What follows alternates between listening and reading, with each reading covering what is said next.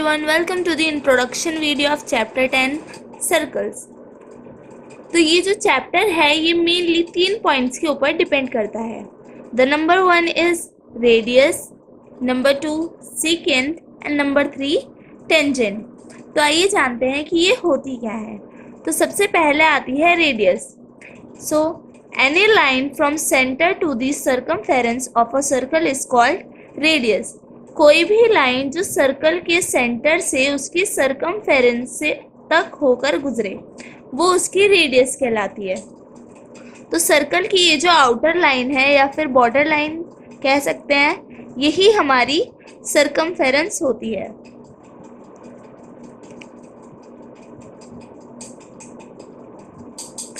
तो ये सर्कल का सेंटर है और सर्कल के सेंटर से कोई भी लाइन जो सर्कल की सर्कमफेरेंस को टच करे वो रेडियस कहलाती है।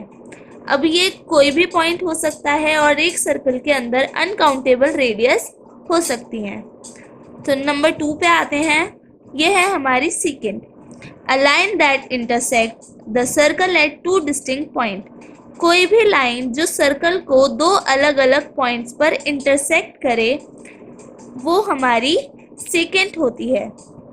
जैसे सर्कल के कोई से भी 2 पॉइंट्स हो सकते हैं। मान लीजिए पहला पॉइंट ये है और दूसरा पॉइंट ये है।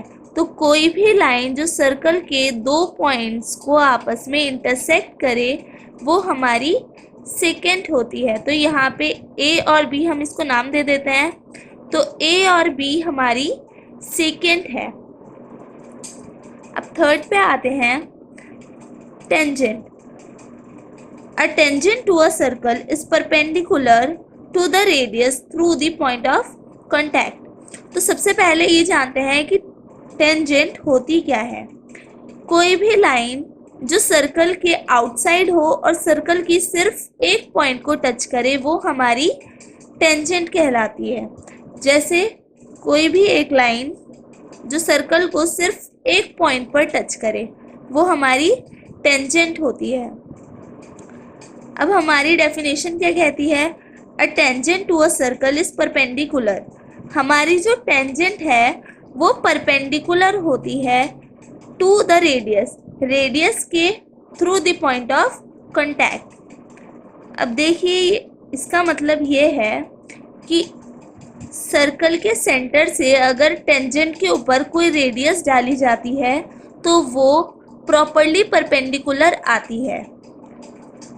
इसका एंगल चाहे आप इधर से भी देख सकते हैं और इधर की साइड से भी, ये दोनों ही तरीके से परपेंडिकुलर होता है, 90 डिग्री का होता है। दूसरा पॉइंट क्या कहता है? The length of tangent drawn from any external part of circle are equal. Circle के किसी भी पार्ट पर अगर आप 2 टेंजेंट्स ड्रॉ करते हो तो वो प्रॉपर्ली इक्वल आती हैं। अब देखिए कैसे, जैसे मान लीजिए ये कोई भी पॉइंट है सर्कल के आउटसाइड। यहाँ से अगर मैं सर्कल के ऊपर टेंजेंट्स ड्रॉ करती हूँ तो ये दोनों टेंजेंट सर्कल, इन दोनों टेंजेंट्स की जो लेंथ है वो प्रॉपर्ली इक्वल होगी। अब वो कैसे? देखिए इन टेंजेंट्स का जो सेकेंड एंड था जहाँ पे इनने सर्कल को इंटरसेक्ट किया है वहाँ से हम इसको सेंटर पे मिला देंगे।